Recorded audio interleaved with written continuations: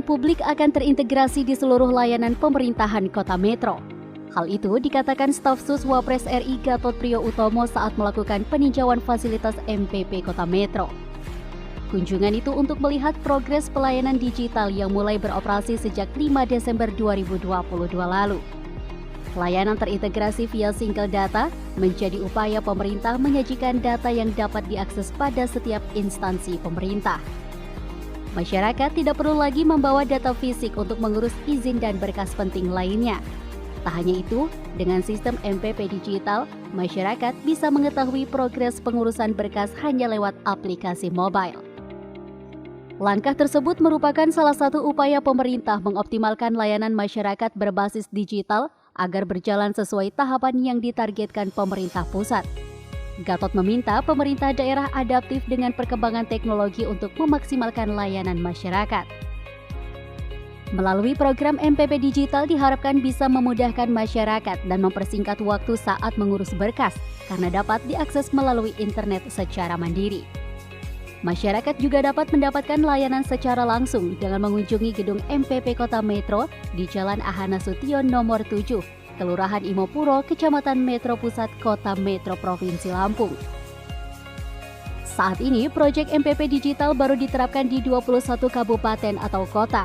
Tahap uji coba tersebut berjalan dan terus dievaluasi hingga mencapai puncak prima sebelum akhirnya MPP Digital diaplikasikan seluruh daerah di Indonesia. Ya, kunjungan kali ini kita mencoba melihat MPP ini beresmikan berapa? 5 Desember Pak. 5 Desember, nanti baru setengah tahun ya.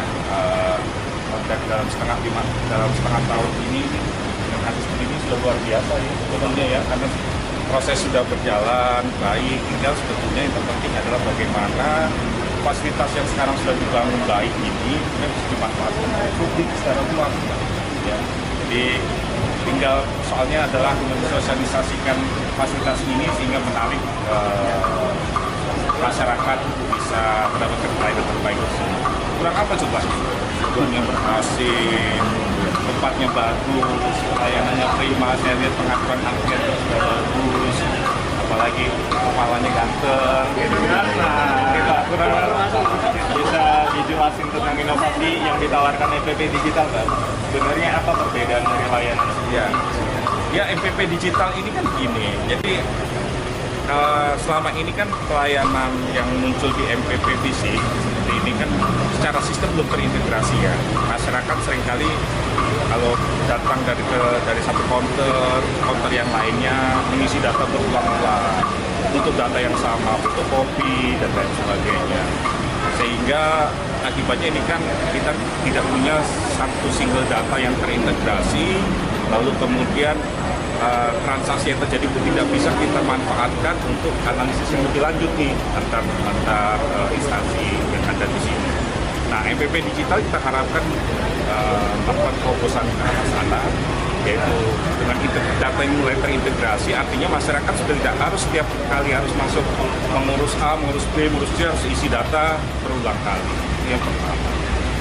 Yang kedua, tingkat kemudahan ya.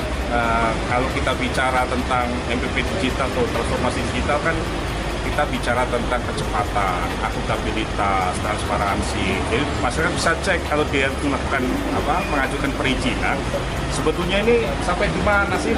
Ya, setiap ini ya prosesnya sampai di mana, lambatnya ada di mana. Nah itu masyarakat bisa lakukan pengecekannya sendiri.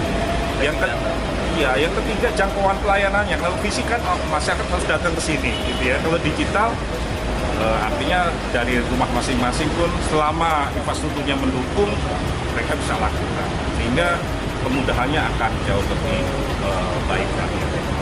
Seperti itu. Jadi paling penting sebetulnya kalau di MPP itu begitu data yang terintegrasi, harapan kita adalah decision making itu berbasis evidence, berbasis data, bukan kira-kira gitu ya. Kira-kira begini, semua data akurat karena ada di dalam sistem. Nah, sudah sejauh apa tahapan penerapan MPP Digital di tiap daerah, dan kapan target program MPP Digital selesai dan bisa diterapkan di seluruh daerah di Indonesia? Saat ini memang kita sedang melakukan pilot ya khusus. Ini kan kita nggak bisa sembarangan karena MPP digital ini menyimpan seluruh data-data publik tentang masyarakat. Jadi faktor keamanan, faktor reliability, kehandalan infrastruktur maupun aplikasi yang ini harus betul kita consider dengan baik. Saat ini kita sedang berada di fase awal sebetulnya ya. Fase awal ada 20 kabupaten kota yang saat ini kita jadikan pilot project untuk MPP digital. Salah satunya adalah Metro. Jadi kita patut berbangga Metro bisa dijadikan sebagai daerah pilot. Ada 2 layanan dasar yang kita implementasikan di fase awal ini, yaitu layanan kependudukan, ya, layanan kependudukan dan capil. Saat ini ada sekitar 8 layanan. 8 layanan ya di awal dan akan pasti terus bertambah. Dan kita bisa kembangkan untuk terus bertambah 8 layanan, terutama terkait dengan kependudukan, dan kedua perizinan tenaga kesehatan. Ini sebetulnya adalah fase yang sangat awal. Tujuannya apa? Untuk mensosialisasikan ke publik dan meningkatkan literasi digital dulu. Ya. Kalau ini sudah mulai tersosialisasi dengan baik, ada beberapa hambatan teknis memang masih ada, kita akan perbaiki terus-menerus. Kalau ini sudah smooth di 20 kabupaten kota, maka ini akan diluas ke seluruh Indonesia. Karena kalau digital itu kan cepat ya, sekali diumumkan, ya buka langsung bisa dipakai oleh semua orang. Untuk sementara kita akan fokus di 20 kabupaten kota. Ujungnya nanti kita harapkan semua layanan government to citizen itu bisa dilayani dari MPP digital. Mau bikin SIM, paspor, maupun semua itu sudah bisa dari satu aplikasi, sehingga masyarakat nggak perlu kemana-mana. Dan MPP fisik pada saatnya nanti juga mungkin nggak terlalu perlu gede-gede lagi, ya, karena sistem yang ada udah kita buat kayak teller perbankan aja kan, datang ke satu konter dilayani 3 orang, mau bayar pajak, mau bayar apapun atau transaksi apapun sudah selesai. Harapan kita di situ. Jadi embryo MPP digital ini diharapkan akan membangun kemudahan di mana negara hadir untuk masyarakat. Terima kasih. Sama-sama.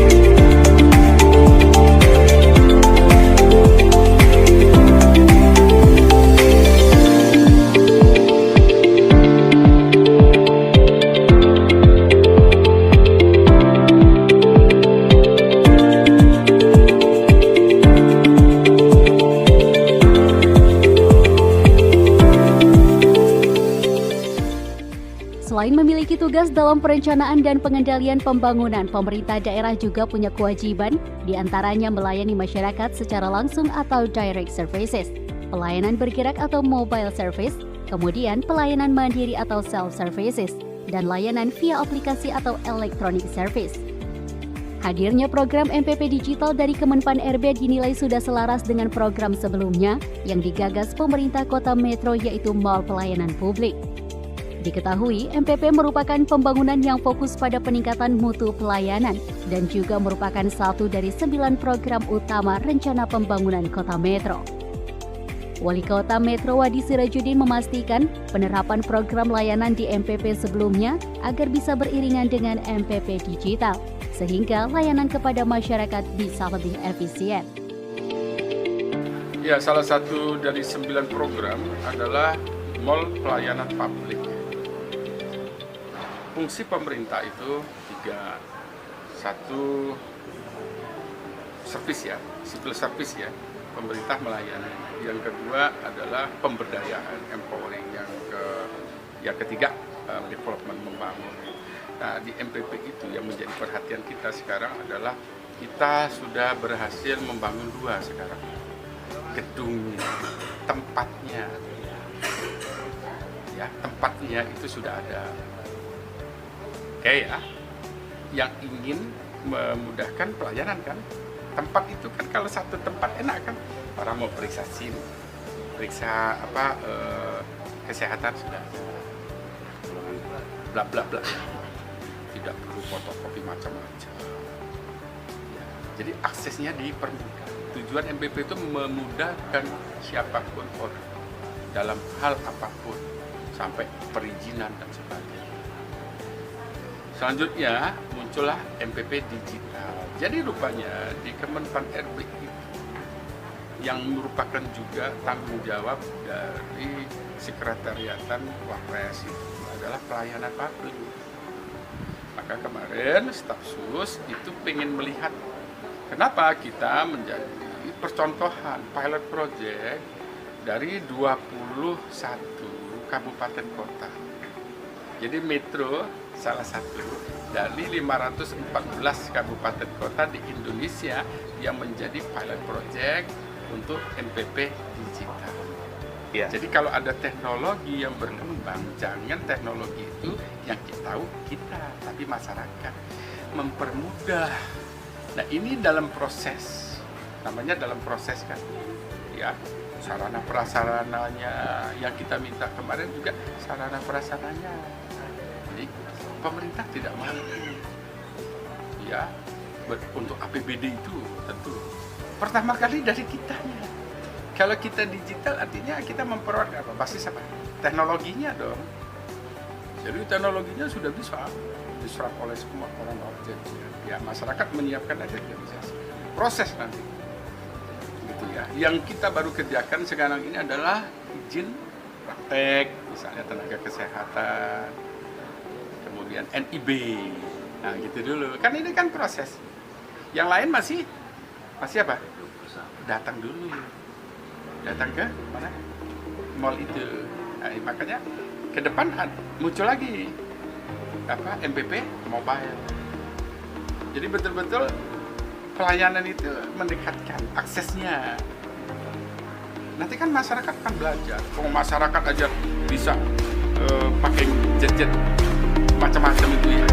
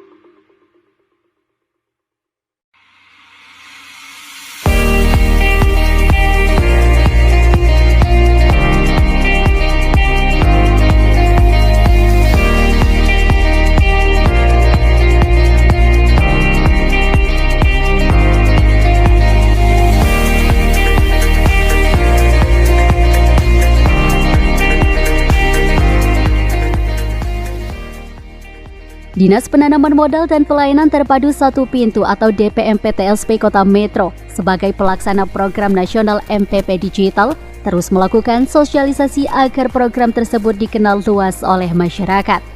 Sasarannya pemahaman ihwal MPP Digital kepada seluruh pegawai di MPP Kota Metro, terutama bagi tim IT dan SDM bagian pelayanan. Pemahaman tentang MPP Digital dilakukan dengan memberangkatkan SDM ke Banyuwangi untuk mempelajari teknis pengoperasian MPP Digital. MPP Digital merupakan bentuk transformasi pelayanan di Banyuwangi sebelum akhirnya diimplementasikan di 21 kabupaten atau kota di Indonesia sebagai pilot project. DPMP-TSP Kota Metro juga telah mengirim surat resmi terkait keberadaan MPP Digital ke kelurahan, kecamatan, dan OPD. Publikasi lewat sosial media massa dan memasang banner di titik-titik strategis di kelurahan dan kecamatan perihal cara pengaplikasian MPP Digital terus digencarkan. Selain itu, DPMP-TSP Kota Metro juga mempromosikan dan mensimulasi MPP Digital secara langsung ke 5 kecamatan dan 25 kelurahan di Kota Metro, termasuk rumah sakit dan fasilitas kesehatan di Kota Metro.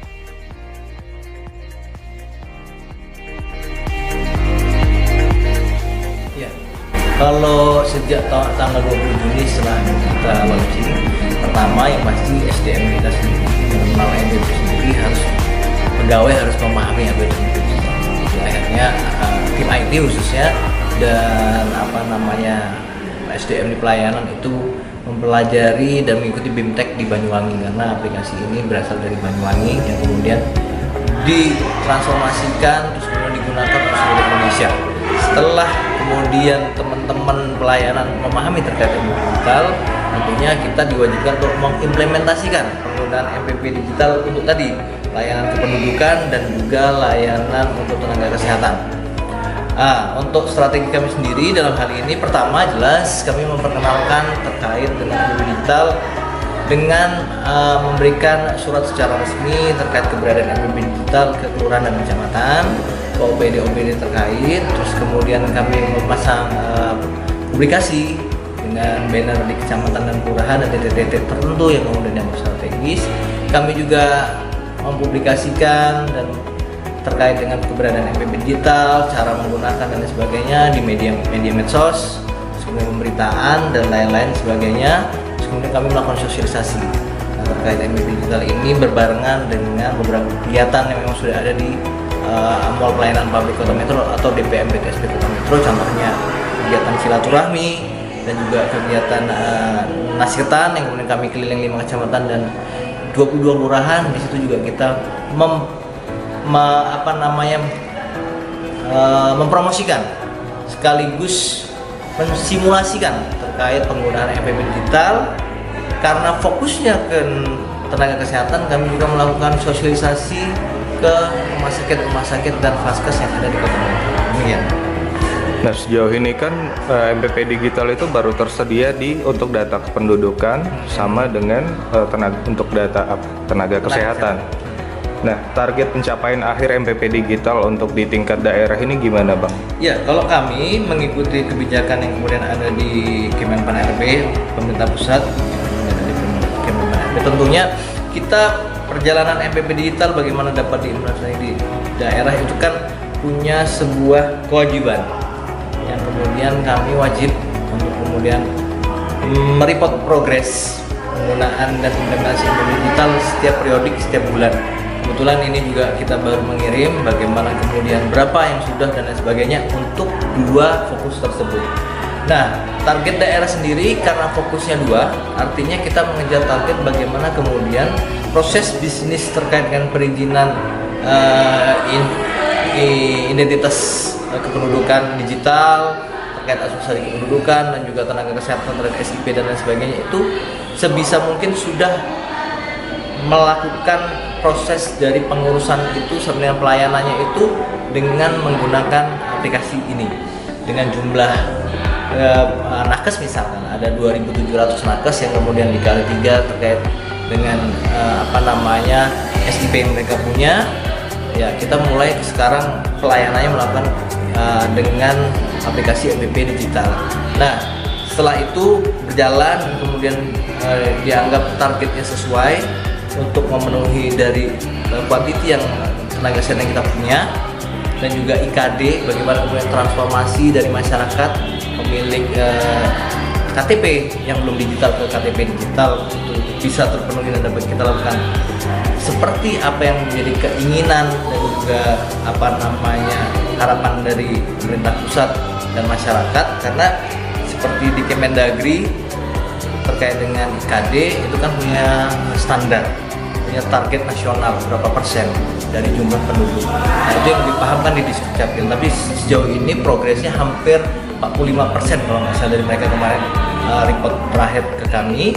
Nah, setelah itu selesai, bagaimana kemudian aplikasi ini kemudian dikembangkan oleh Kemenpan RB, dalam hal ini kemudian Kemenpan RB menambah kemudian fitur terkait layanan tidak hanya di kesehatan dan pelayanan administrasi kependudukan, apapun itu yang kemudian sudah tersedia fiturnya kami akan jalankan. Walaupun sambil menunggu itu pun sebenarnya kalau di PTSP sendiri kami sudah punya namanya OSS yang kemudian 100% dari